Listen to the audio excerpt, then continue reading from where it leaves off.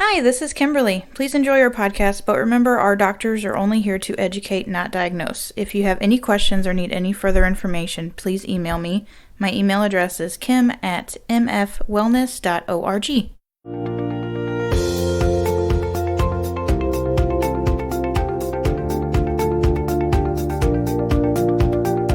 We've made it to another Wednesday where we record our podcast, and we, as usual, are limping in here after having seen just a billion people. It's before the 4th of July. This is always a really, these 2 weeks, the week of 4th of July and the week after, they're always a difficult time for me because the patient volume is so erratic because people are going out of town or coming into town, and it makes it more difficult to provide incredible care because the volume shifts so much. And we just got absolutely destroyed this morning with spines. And I love each and every one of those people. But I was telling someone that it's like having somebody throws you a surprise party, but instead of like all your friends from the last couple of years, they get all your best friends from ever. And they come in and you don't want to like not hang out with all your best friends. You have to go from best friend to best friend. And when do you cut that off, Kim? You never do. How many best friends do you have? Like real best friends? In this room right now. In this room right now? 3. Good call. It's funny because it's true. Good call.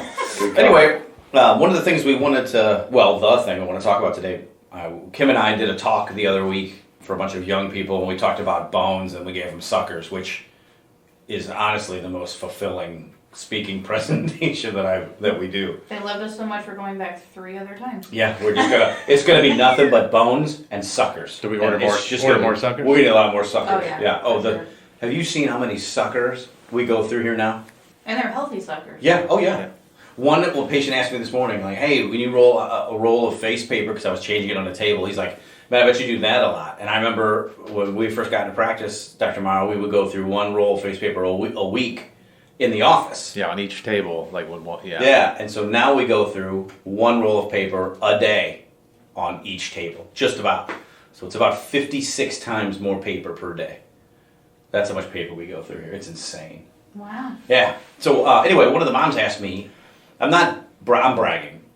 There is a noticeable, happy atmosphere in this practice. When you come in, and people that are listening who are practice know, like, it's a happy place. Like, you come in, people are in a good mood, somebody's laughing about something, you can hardly tell people are hurt. And one of the moms is like, why did these moms talk to you guys like that? And I was like, well, what do you mean? She's like, well, they talk to you like you're their kid, or like you're their friend, or like you're their, I'm like, well, how else would you have them talk to me? Like, they're supposed to look down? Are they supposed to, do whatever?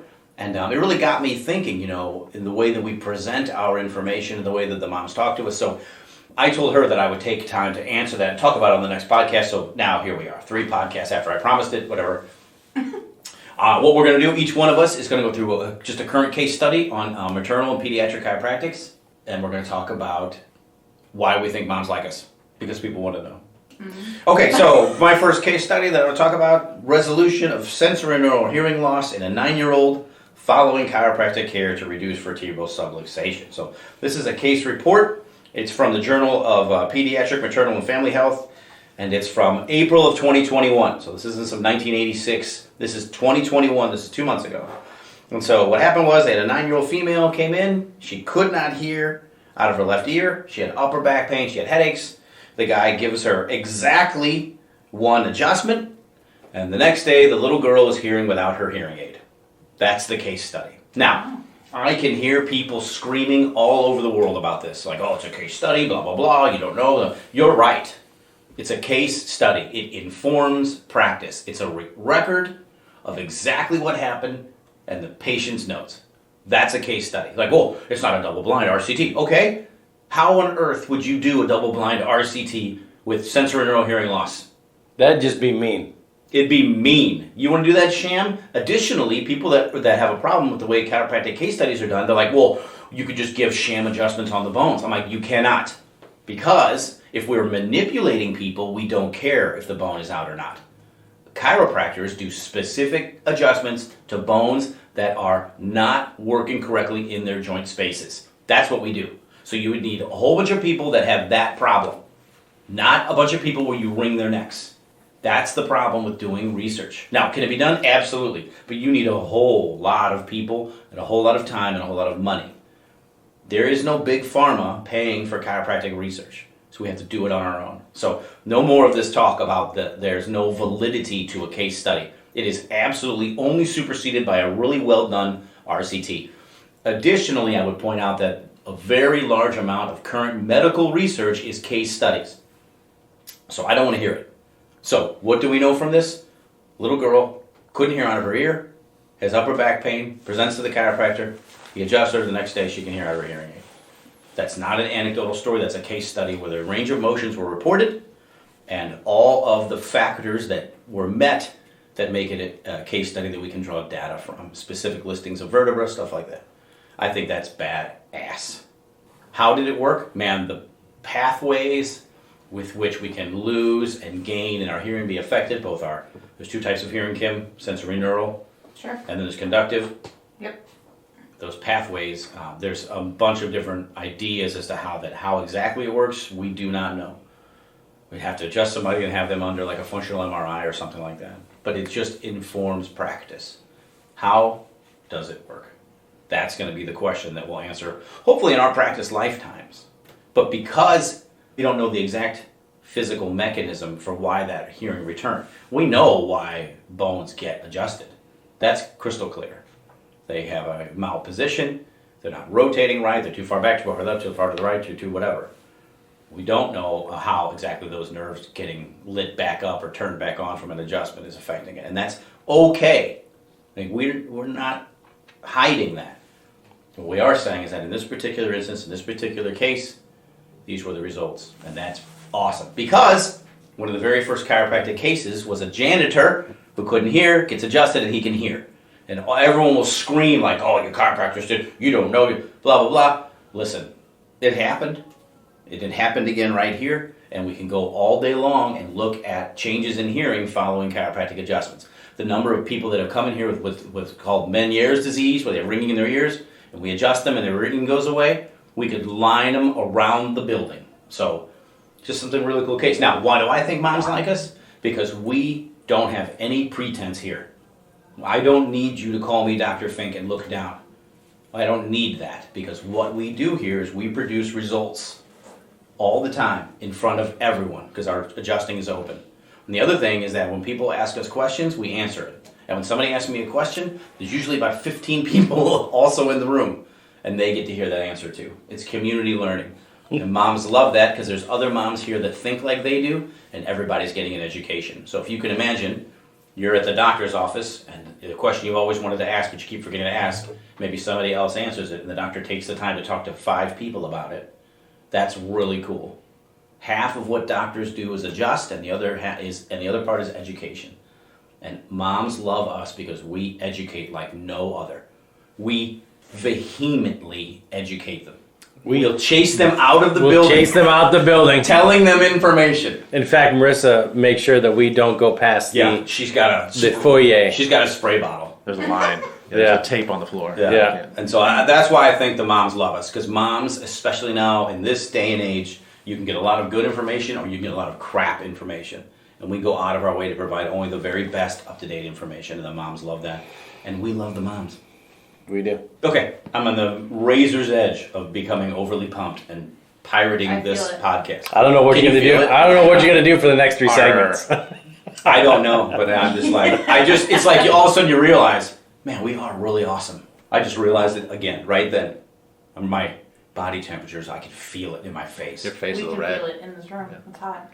Okay, all right, Dr. Maurer. Yeah, so I picked my case study because we take care of a lot of pediatric patients. We especially take care of a lot of those who are involved in athletics. Absolutely. They're involved in dance, and they're just active in general. So this one is titled Chiropractic Management of Pediatric Plantar Fasciitis. Nice, bro. A case report. I didn't even know that was a thing. So and that's another thing. I don't think everybody thinks of plantar fasciitis, and I think of people our age. Right. Know? But this was a 10-year-old football Young player. adults. Right, young adults in their 20s. So this is a 10-year-old football player with bilateral plantar fasciitis. Good night. And it had been going on for 3 weeks. Went into their office. They ended up putting together a treatment plan 6 visits for 6-week period, so Boom. one time a week, and it involved manipulative therapy. We call it adjustment. You already talked about that. But we gotta super clarify. Yeah. Like, is it like? But maybe there's this manipulative therapy. Right. So soft tissue therapy and home rehabilitation exercises. And the soft tissue work they did, if any of you have been in our office, maybe you've seen Dr. Danielle with these little metal tools. Oh man, if you've seen it, Yeah. then she gets you. Yeah. She's smiling and you're not. Crying. She loves it. Yeah. She's so good at it. But yeah, it is. I mean, it's called Her Groston. people- Yeah. Groston does a lot of great work. Emotionally. So that's what they used for this patient. It's awesome. And then they did a high velocity, low amplitude manipulative therapy Right. on the ankle mortise joint. So Right. We'll give them the benefit of the doubt. maybe it was activator or they just did hand. I'm not sure. Say the word. Piezoform. High. So He said the word. after those 6 treatments, report was that patient's great, back to playing football. That's it. 6 Good to go. treatments. Yeah. Yeah. Had 6. If you go and you look up, how many treatments does it take to fix plantar fasciitis in any therapy? Occupational therapy, physical therapy, chiropractic. There's no one that does it in 6. It's more like 60. Yeah. It is. If it's not the worst, it's the second worst connective tissue problem. So that's really cool that they did that. As far as one of the reasons that mothers love us, I think, especially in this new office, when they come back and they see the area we've devoted to their kids, they see our brand new, we have an octopus table and we have a koala table back there. And it's in its own little like cubby. Yeah. So it's like their own little area. And we have those healthy suckers we were talking about. They're in a little jar. Children know exactly where they are. They know exactly what. But they're great. They ask. They always ask us, hey, can I have one? Sure. Yeah, everybody's really cool. Yeah. I haven't had to like grab I somebody. haven't caught anybody back there Yeah. just like Yeah. stashing. Right. Pocket Which is and- funny because yeah. like our patients will take a handful of mints from the front. Right, but not the kids. The little kids They'll will have ask. just take one sucker. And then we have stickers. We have, the temporary tattoos. We Good have all job, that stuff Kim. back there.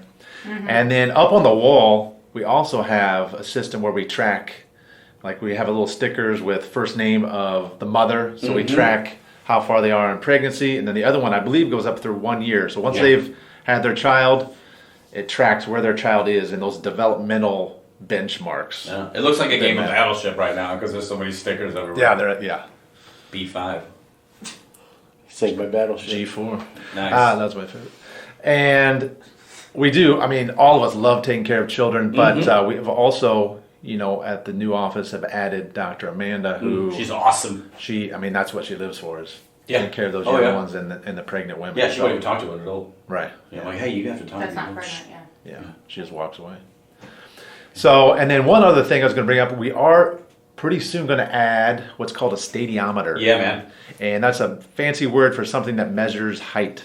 And we're going to be using that for all of our patients. Right. But our plan is to put it more in the pediatric Right in area between those two. so they can, Press a button and you get your height. who loves getting their height Super checked accurate. more than a young person. Right. So we'll have that over there as well. Yeah, it's cool because if you have like 4 people in this room, Kim, and we all measure somebody's height, you get 4 different answers. Even if you're the most qualified height measurer. Well, that won't work if you're going to record it objectively. We need sonar. Right? And so you use laser and you get a pretty good number. But if you have like an awesome hair day and your hair's fluffed up, then the number changes. So with Dr. Maurer and You're I having did- a nice hair day. I am having it That's is what sticking they do. straight up. Yeah. They cut it off last time. Yeah, Anyway, I saw that. Dr. Maurer and I did a ton of research at the beginning because Dr. Matt was out doing all the work. Right? And we found the stadiometer, and this one is sonar informed. So that means it blasts your head with sonar, and you can't trick it. So you get like 1/100th of a degree. Once again. It's incredibly It's like a accurate, dolphin. and if you just push a button. So we've taken the human error out. No human touches you. You stand there, press the button, the machine checks So it. when's that going to be a thing? It's already here. Oh. I just We just haven't need had you time to put it install up, Kim. Kim, why do you make me cry? We need some number 10 I'm screws. trying. There's so much going on. Kim, can you get us some number 10 screws? We need Yeah, you got number 10s, bro? 2. Go get them, bro. Oh, great. That's all we need. We'll get it up today. Yeah. Perfect. Number 10. Wonderful. Perfect. Great. All right. Anyway, yeah, it's exciting. It's super exciting. Okay, so my case study talks about failure to thrive, concomitant gain, and with weight and difficulties with breastfeeding of a 9-day-old young baby. Now, the young baby had a history of birth trauma, so they don't go into detail exactly what birth trauma. So let's just assume that It doesn't say cesarean section, so maybe it's vaginal birth. But as the baby was coming out, right side up, vacuum, all so that stuff. anything, it just says birth trauma. So we know there's something going on. So the consultation with lactation specialist, trying to figure out how to get this baby to nurse better without hurting the mother. They're like, well, let's just, they did a whole bunch of different tests, and they basically come up with the idea of something that didn't really help them at all. So this mother brought the baby in to see a chiropractor, and there was an assessment of neck, range of motion, and a whole bunch of these other things that chiropractors use to determine if there's subluxations in kids, in recently birthed babies. Mm-hmm. And they found that it doesn't go into detail, but basically a touch and hold of the atlas, which is the very top bone right under the occiput, which is very common to have subluxated in birthing traumas. So after the touch and hold and adjustment to the atlas, the sacrum was also checked. Can you talk a little more about what touch and hold is for the ones that may not know? So if you see myself or Dr. Josh or Dr. Brad or Dr. Amanda even or Dr. Danielle adjusting adult... Kim. Or not Kim. I will not be doing that. She could do scam adjustments. But if you see us adjusting an adult person, when we do a high velocity, low amplitude thrust, that is way different than a kid adjustment. Well, that just happened this morning. Dr. Amanda adjusted somebody this morning, and there was a couple of people on traction that had gotten up off of traction to watch Dr. Amanda do a touch and hold of it. Yes. Oh yeah. There's a When couple she that was draws great. the mom's in, it's like she flips on a magnet. Baby goes on the table. No one's listening to us anymore. So it is a very precise, usually with pinky or ring finger, and you're physically going in, finding the lateral mass of the atlas, and this gently touching and positioning the bone back into place. You do not need any force at all. There's no force with baby adjusting, Kimberly. None. Because at that point, it's not really. There's nothing bones, there. right? Well, It's like it's Dr. Josh likes to say they're tiny sharks. They're tiny sharks. They're not humans. Yeah, They're Yeah. So as they gain their milestones, right? Turning over, that kind of stuff, then they'll have more neck strength. Yeah. Then they'll start putting, Right. Because how do you develop bone? It's the resistance to gravity. That's how we're able to. Muscular contraction, Kim. Sure. Okay. Okay. So that's the touch and hold. That's the difference. I wanted to make sure a lot of moms understood, like, the bulk of the adjusting that we'll do on children is absolutely, positively, no cracking sounds, no high speed anything for young people. That's why it's so easy to fix. As they're able to sit up on their own, you will see at times, you'll see a little bit of a seated neck adjustment for a little baby, but it's strictly left to right or P to A regarding the atlas, and it's just a scoop. Anyway, Yep. so they recorded how much weight was gained over a period of a couple weeks, and within the first week there was already a noticeable change in it wasn't hurting the mother to breastfeed. The baby was latching appropriately without trouble, and there was a significant increase in weight. And the only thing that was changed was the chiropractic adjustments to the atlas and the sacrum. Wow. So think about one of the, as doctors of chiropractic, as doctors in general, we are to do no harm, right? We're supposed to help people, not hurt them. That kind of non-invasive way to do the chiropractic adjustment. People being informed about what chiropractic is and what it is not is very important to what we do here. And that's why we talk to people about it all the time. Cool. Yeah. And why do you think the moms love us? I think the moms love us because we're able to interact so effortlessly with kids. Because we're basically kids ourselves. I know, right? That's and fine. we're just like, we can be grown up, we can be professional. Most of the time, it's not the latter. We don't need to. Like, that's for people that aren't awesome. Yeah, we talk about doing the robot. We talk about karate You chopping. do the robot. Well, sure. And you do karate chopping. Well, it's an advanced form of karate, Kim. We don't just chop. And we have kids ourselves, and so like we're here adjusting kids, we're at home adjusting kids. kids are everywhere. They're the future of a chiropractic practice is getting kids to understand and mothers and fathers, parental guardians, whoever, to understand why it's important to get their kids adjusted. Nice, bro. He liked it. Mic drop. Yeah, mic drop. Yeah. All right. All right, Kim. We could drop Are you ready for me? Tell the people your tale. Okay. So I'm gonna switch it up. I'm gonna talk about why I think moms like this, and then do my case study. Oh my God, Kim. I've never heard of anything so drastic I and know. surprising. So different. I know. So I think moms like this because we take care of their kids, of course, but we also take care of them. So a lot of times, being a mom, your health and needs fall on the back burner a lot. Oh, okay. I see where you're going. That's true. Yeah, and they come in and get their kids checked, and then also them. Yeah. So, You're right. yeah. While we yell at their kids for them. Yeah, absolutely. Natural. Keep them entertained. It's natural. That's right. We can hear Dr. Matt's dad bones get activated, and he detects trouble. And then they're sitting Last there. night I think I heard it. He's like, hey. Yeah. Oh, yeah. You can hear his bones get activated. He's like, hey, go sit down. And the kid's like, yep, I'm going to go sit down. Oh, I hear it too sometimes. Because the moms, they hear it too, and their shoulders They tend to go into their ears. Yeah. And you can adjust them, but you want to adjust what's going to last. So the young people. So we're perfectly skilled at getting those kids. Yeah, that's a great point. That's a great point. Nice, Kim. So we can help with that. And then for my case study, it was a new mom who came into an office because of back pain. And then during the exam, the doctor learned that she's been experiencing a decrease in her milk production in one of her breasts. And so I guess it went down from 1 ounce instead of the 4 like it was. Yeah. 25%, Kim. Yep. But she was still getting the same amount in her other breast. So they did some chiropractic treatments, and they did 4 treatments altogether. And after that, her initial pain was gone, and her milk had increased back to normal. Look at that. Cool. Yeah. So Nerves. What's it mean? Nerves are everywhere. Nerves that's innervate what it everywhere. means. Nerves everywhere. It's not just that it was cut off, it's maybe that the brain wasn't getting the right information. It's not some drastic loss of signal. It's just a disruption. Maybe, we don't have the tech to look in there as it happens yet.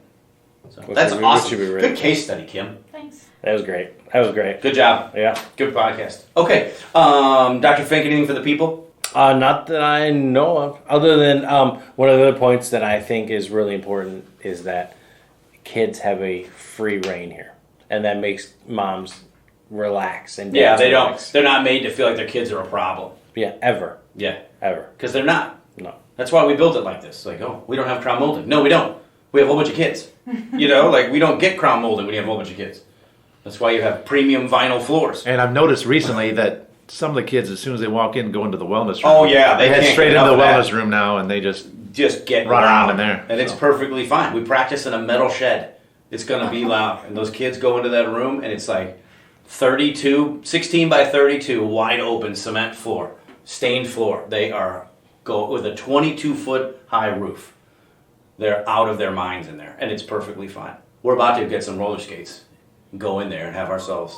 Limbo. I was going to do a slow skate, bro. Let's go. Ken? I don't know, Kim. I haven't picked the song yet. Okay, very good. Dr. Monitoring for the people? No, I think that was it. I was just going to say, bring your kids in. If You should bring your kids in, yeah. You should let us check your kids. It's really the best thing. Okay, so for Kimberly, for Dr. Brad Maurer, for Dr. Matt Fink, I'm Dr. Joshua Fink, and we will talk to you in 2 weeks. And a big thank you goes out to Hug Monster Sound for somehow allowing the doctors' voices to sound even better than they already do.